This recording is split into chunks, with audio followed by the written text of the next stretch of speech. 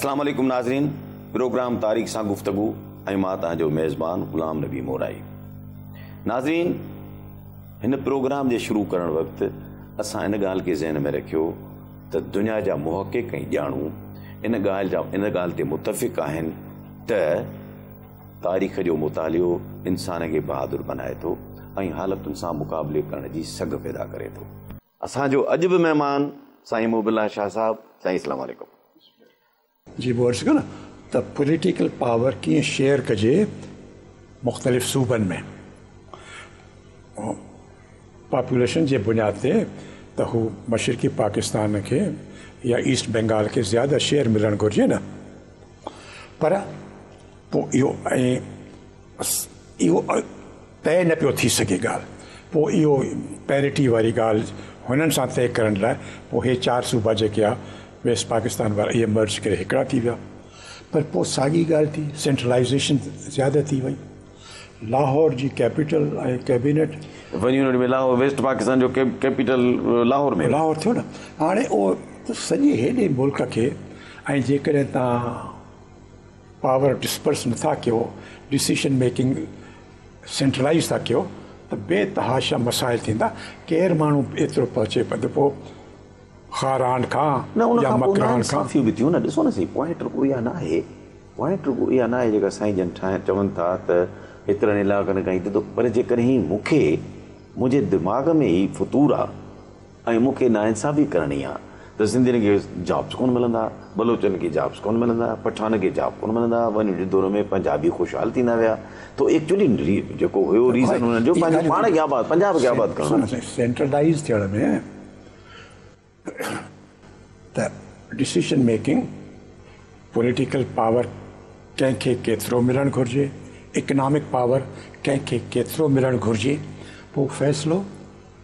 सूबनि खां ॿाहिरि ऐं सिंध जे लिहाज़ में सिंध खां ॿाहिरि हलियो वियो लाहौर में। ठीकु आहे साईं। इन खां अॻु में जेको अर्बन इकॉनमी हुई छोटी घणी सिंध जी, उहा कंसंट्रेटेड हुई कराची में। उहो पावर 48 खां हलियो वियो सेंट्रल गवर्नमेंट ॾे, उहो सिंध में न हो। त माना अर्बन ट्रेड कॉमर्स ऐं जेके जॉब्स हुआ हिते उहे सभु हलिया विया सिंध खां ॿाहिरि हलिया विया। वरी पोइ जॾहिं यूनिट में 1 यूनिट खां पोइ सभु वरी पावर लाहौर विया त उन विच में वॾे में वॾो जेको ॻाल्हि थी सो इहो थी त जेके सिंध जे पैसनि सां ॿ वॾियूं बैराजिस ठहियूं हुयूं, कोटड़ी बैराज ऐं गुड्डू बैराज। इहे ॿई तयारु थी वियूं ऐं इहे ज़मीन आबाद पियूं कनि। 25-30 लख हिकिड़ी पई करे, 15-20 लख ॿी पई करे, यानी 40-50 लख एकड़ ज़मीन आबाद पई थिए।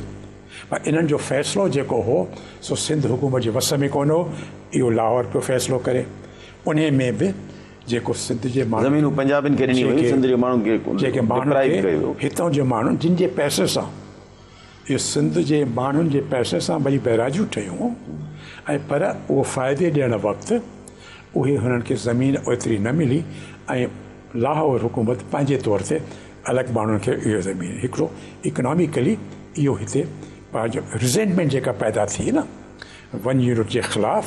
उन में हिकिड़ो इहो सबबु हो, इहो हिकिड़ो वॾो इहो सबबु हो। ठीकु आहे न साईं। ऐं ॿियो जेको मूं अर्ज़ु कयो त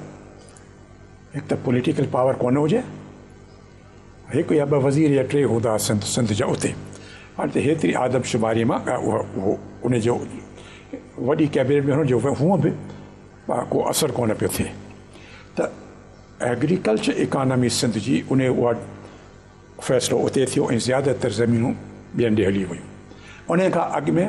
48 खां वठी जेके अर्बन इकॉनमी में ऐं ट्रेड एंड कॉमर्स में जेके अपॉर्चुनिटीज़ हुयूं उहे बि सिंध हुकूमत खां न वियूं, उहे बि सेंट्रल गवर्नमेंट पंहिंजे तौर ते अलॻि ॾिनियूं। त इहे 2 नुक़सान जेके सिंध खे थिया, हिकु त अर्बन जॉब्स हिकिड़ो नुक़सानु आहे जेको पाण कोन डिस्कस कयो आहे त हिंदुस्तान में न पंजाब में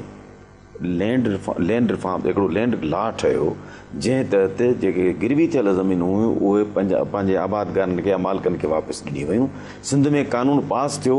पर सिंध में इम्प्लीमेंट न थियणु ॾिनो लियाकत अली ख़ान जो कानून। ॻाल्हि तव्हांजी सही आहे, बिल्कुलु। इहो वॾो नुक़सानु हो। बिल्कुलु। उहो 47-48 में इहा ॻाल्हि थी। छा हुजे त जॾहिं अंग्रेज़ पंजाब या सिंध ते जॾहिं अंग्रेज़नि जी हुकूमत आई 19वीं सदी जे विच में, त अंग्रेज़ी कानून जॾहिं ठहियो त उन में इहो हो त जेकॾहिं को कर्ज़ कंहिंखां खणे थो ऐं पोइ कर्ज़ जी रक़म वापसि नथो करे, केतिरा साल जेको पंहिंजो एग्रीमेंट आहे, त जेको लैंडर आहे कर्ज़ ॾियण वारो, उहो मक़रूज़ माण्हूअ जी प्रॉपर्टी खणी सघे थो, पाण मालिक थी सघे थो, मॉर्गेज प्रॉपर्टी जो ओनर थियो। हाणे छा थियो त जॾहिं पहिरीं जंग लॻी ऐं तंहिंखां पोइ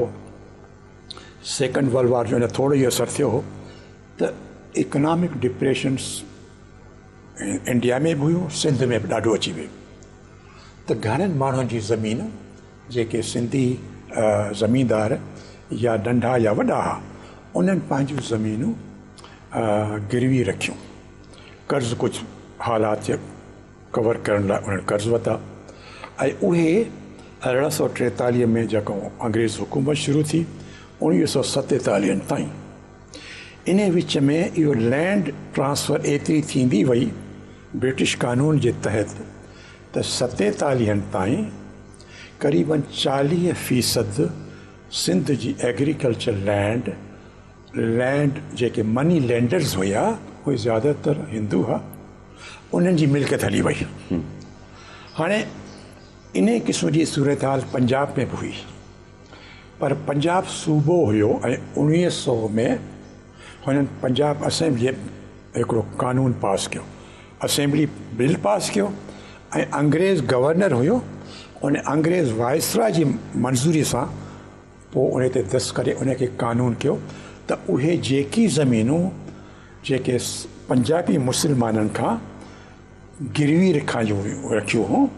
उहे वापसि पंजाबी मुस्लमाननि खे मुफ़्त में वापसि मिलियो, ओनरशिप फ्री।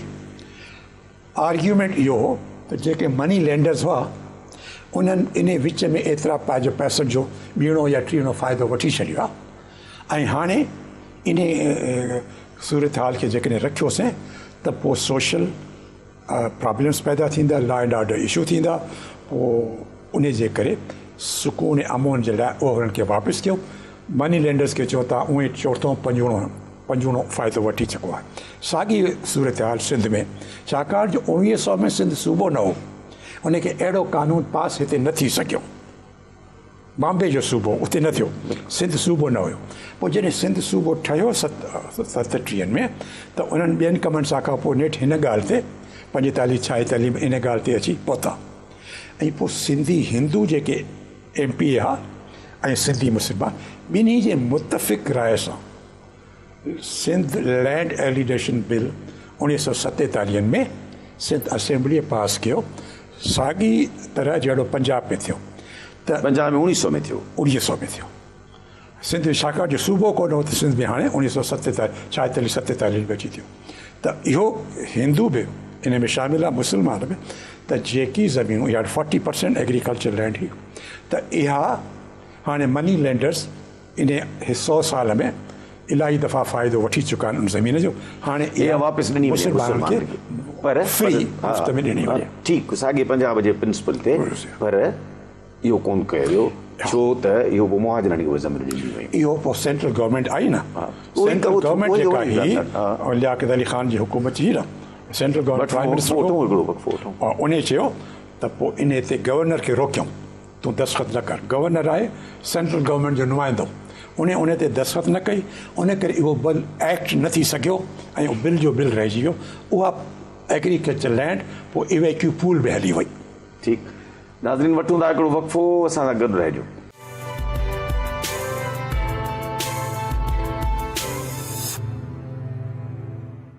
वेलकम बैक जी। हाणे साईं ॻाल्हि इहा आहे त हाणे था असां वठूं त 1970 में जून 1970 में वञी उन टुटे थो, उनखां पोइ सूबा बहाल था थियनि, सिंध सूबो बहाल थो थिए, पाकिस्तान टुटे थो, ईस्ट पाकिस्तान टुटे थो,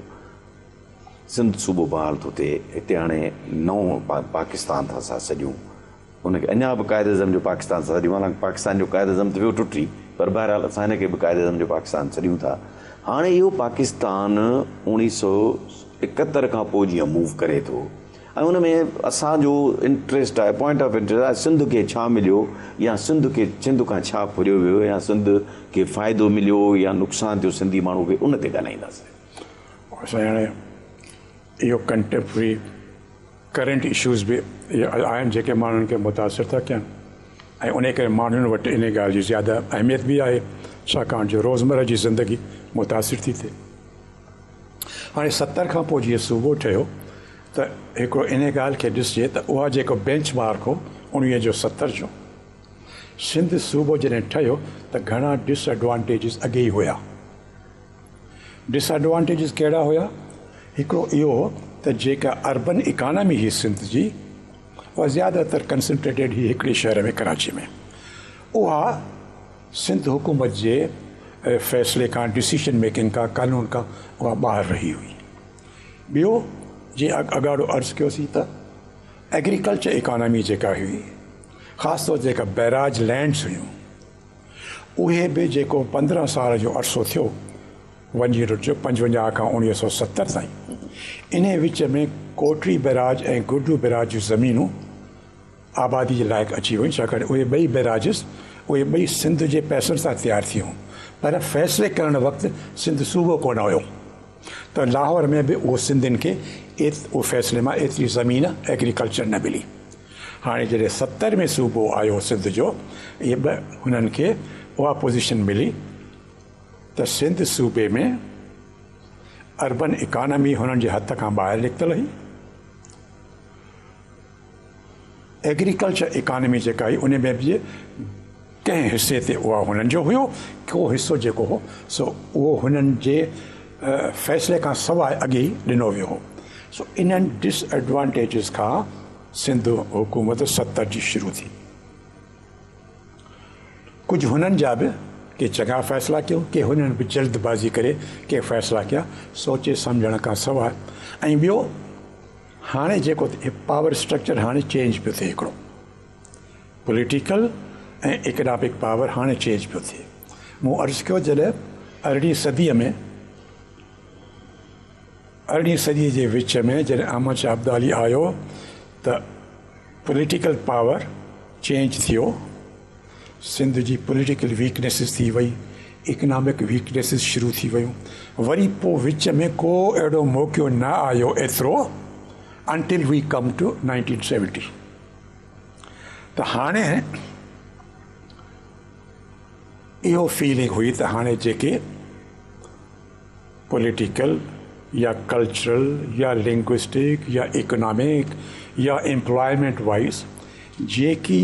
जेको सिंधी सम्झनि पिया त असां सां ज़्यादतियूं थींदी रहियूं आहिनि, उन्हनि खे हाणे अज़ाले करण जो हाणे वक़्तु आयो आहे। हाणे असां बैलेंस्ड सोसाइटी रखूं त उन पॉलिटिकल पावर खे बि हिकिड़ो मुनसिफ़ाना नमूने हलायूं, इकनॉमिक पावर जेको आहे उनखे मुनसिफ़ाना तरीक़े सां हलायूं। पर हुननि खे मुश्किलात पैदा थियूं,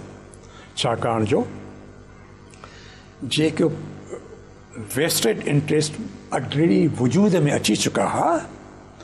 उहे 25 सालनि में या 30 सालनि में मज़बूत थी विया। उन्हनि खे उहे न पिया चाहिनि त पावर इक्वेशन जेका असांजे हथ में 20 सालनि खां या 25 सालनि खां रहियल आहे, उहा असां छॾियूं। खणी उसूल कहिड़ो बि हुजे, एथिक्स कहिड़ी बि हुजे, प्रिंसिपल्स कहिड़ा बि हुजनि, कोई न पियो इहो इकनॉमिक या पॉलिटिकल पावर या कल्चरल पावर उहो छॾण लाइ कोई तयारु न पियो थिए। त पोइ उन में सिंध में इहे घणा प्रॉब्लम थिया ऐं सिंध हुकूमत कमज़ोर हुकूमत थी रही, छाकाणि जो 43 में या 70 में ॾिसो त सूबो ठहियो, 73 में आइन आयो, 77 में मार्शल लॉ अची वियो। ठीकु आहे न साईं। त वरी उहो पावर जेको हो न मार्शल लॉ में पोइ उहो आइन ते अमल त न थियो न, जेको थोरो घणो हुयो वरी सेंट्रलाइज़ थी वियो पावर, वरी 88 ताईं वरी सेंट्रलाइज़ थी वियो 88 ताईं। वरी डिसीशन मेकिंग जेका हुई, जेतोणीकि हिते सूबाई हुकूमत हूंदी हुई, चीफ मिनिस्टर बि हूंदो हो, कैबिनेट हे बि हूंदी, को नाले मातर क़िस्म जा पिया, पर डिसीशन पर उहे ऑर्डर्स हुननि जा उहे कंदा उन्हनि खां अथॉरिटी हिननि खे नौकिरी उतां मिलंदी ठीकु आहे न त हे उन्हनि सां हिननि जी वाबस्तगी या लॉयल्टी या उहा हूंदी त उहे ख़ुशि रहनि त असांजी नौकिरी हिते रहे पोइ चीफ मिनिस्टर हुजे वज़ीर हुजनि या जेके बि चीफ सेक्रेटरी हुजे या जेको बि हुजे त पोइ मतिलबु सूबे खे थोरो अरसो मिलियो ॻाल्हि खे बैलेंस करण जो वरी सेंट्रलाइज़ थी वियो 88 ताईं वरी सेंट्रलाइज़ रहियो हुकूमत वरी जॾहिं वरी 88 खां 99 ताईं अचो वरी हिकिड़ो पीरियड आहे वरी उहो अचो त इन विच में बि मां उहो वक़्तु गुज़ारियो छाकाणि जो बेनज़ीर साहिबा उन में प्राइम मिनिस्टर हुई ऐं मां उन सां गॾु कमु कयो 2 दफ़ा जॾहिं हुई त घणे लिहाज़ खां मां उतां अंदरां नक्शो ॾिठो त पावर स्ट्रक्चर पाकिस्तान जो कीअं कमु थो करे ऐं इहो बि हक़ीक़त आहे पाकिस्तान जी सोसाइटी ऐं पाकिस्तान जो गवर्नेंस जो सिस्टम जेको आहे अञा ताईं घणनि तसुबनि जो शिकार रहियो आहे फेयर सिस्टम न आहे जेको असां कागज़ ते जेको लिखूं था आइन में या जेको कानून लिखियो थो वञे कागज़ ते उन ते एक्चुअल अमल कोन थो थिए हा बिल्कुलु ठीकु आहे असांजी हुकुमरानी उन में सूबाई तसुब आहे उन में लिंग्विस्टिक ज़ुबानी तसुब आहे उन में फ़िरके वारियत जो तसुब आहे उन में कल्चरल तसुब आहे असां पंहिंजी हुकुमरानीअ खे इन्हनि तसुबनि खां आज़ादु न करे सघिया आहियूं केॾी बदकिस्मती आहे सी ऐं उन जे करे हाणे जे बेनज़ीर साहिबा हिकिड़ी नंढे सूबे जी हिकिड़े घणे अरसे खां पोइ प्राइम मिनिस्टर थी त मां उन ॻाल्हि जो त मूंखे ज़ाती मुशाहिदो आहे त केतिरो ॾुखियो हूंदो हो उन पावर स्ट्रक्चर में खेसि कमु करणु तव्हांखे यादि हुजे नाज़रीन खे बि हूंदो त 1988 और 90 जो पहिरियों जेको 18 महीना जेका बेनज़ीर साहिबा जॾहिं प्राइम मिनिस्टर हुई त नवाज़ शरीफ़ सूबे पंजाब जो चीफ मिनिस्टर हुयो ठीकु आहे न साईं ऐं पहिरियों दफ़ो हुन सूबे जूं पंहिंजूं टेलीविज़न स्टेशन अलॻि ठाही हुई त असां पंहिंजो इंफॉर्मेशन सिस्टम पाकिस्तान PTV खां अलॻि कंदासीं उन इहो नारो बि लॻायो हो जाग पंजाबी जाग छाजे लाइ छाकाणि जो नान पंजाबी न पर ॾिसो साईं जाग पंजाबी जाग जो नारो हणण वारे खे केरु नथो पुछे अॼु अदालतुनि खे गारियुनि वारे खे केरु कोन थो पुछे घटि वधि करण वारनि खे केरु कोन थो पुछे रुॻो GSM जो नारो ग़रीब हणंदा हुआ त सिंधी उन्हनि खे जेल में विझी या सभु आहे ॾिसो केॾी हीअ आहे न हाणे इहो कई दफ़ा इहो लॻो न ऐं अजब लॻो जाग पंजाबी जाग इन जहिड़ो तसुब जेको आहे तसुब ई कोन्हे ठीकु आहे न त मूं अर्ज़ु कयो त पाकिस्तान जी हुकुमरानी तमामु घणे तसुबनि में आहे ज़ुबानी तसुब आहे कल्चरल तसुब आहे सूबाई तसुब आहे मज़हबी फ़िरके वाजिद जो तसुब आहे इहे तसुब जेका आहिनि पोइ उन जे करे आम माण्हू या पाकिस्तान जो आम माण्हू या सिस्टम जेको आहे उहो अॻिते हली नथो सघे सस्टेनेबल नथो थिए पोइ इहे तसुबनि जो को न को शिकार थींदो थो रहे माण्हू ठीकु आहे न साईं हाणे तंहिंखां पोइ वरी इहा ॿ दफ़ा जेको हुयो 99 ते 88 खां इहो 11 साल जेको हलियो पोइ उन में बि जेको इहो तसुबनि जो शिकार हुकूमत रही ऐं सूबा जेके हूंदा पिया तॾहिं बि उन्हनि खे उहो अख़्तियार ख़ासि तौर ते नंढा सूबा उन्हनि खे पूरे उन्हनि खे पंहिंजा पावर इस्तेमालु करण बि जी इजाज़त एतिरो न हुई ॾुखियाई हाणे चऊं था वरी अचे थो परवेज़ मुशर्रफ अची वरी साॻियो सेंट्रलाइज़ेशन जो सिलसिलो शुरू कयो डेफिनेटली सिंध जा ई सिंध ॻाल्हाइण वारा रखिया हुन minister chief minister power base उते हो उतां अथॉरिटी ड्रा कंदा हुआ तंहिंजे करे ॻाल्हि आहे त परवेज़ मुशर्रफ बि हिते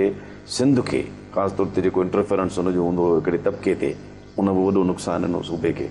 यानी सिंध सूबे खे पाकिस्तान ठहण खां पोइ जेकॾहिं असां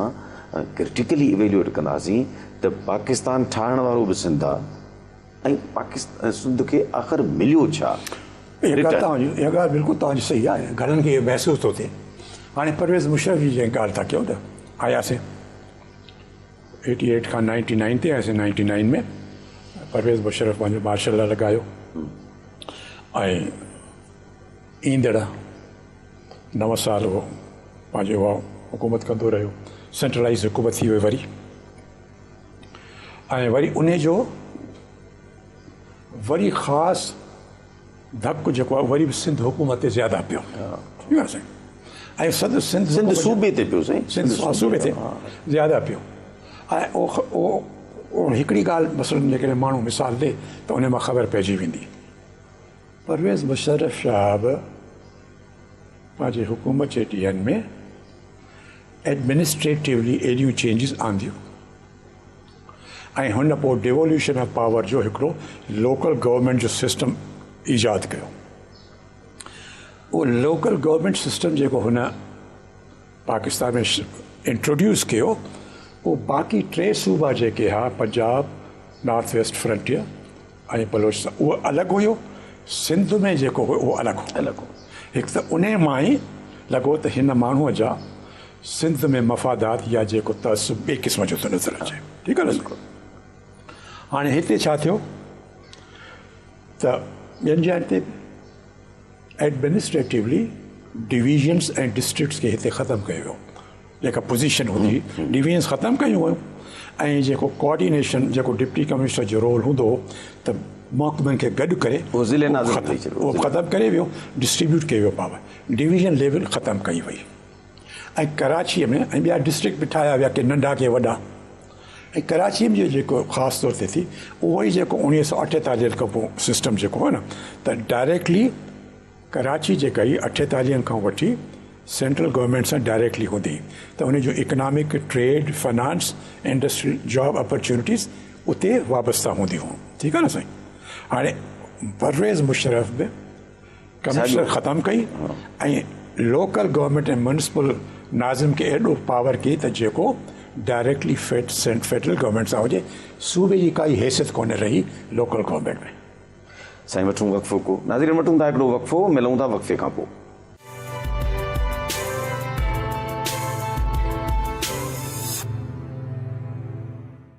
वेलकम बैक जी साईं हाणे अचूं था 2008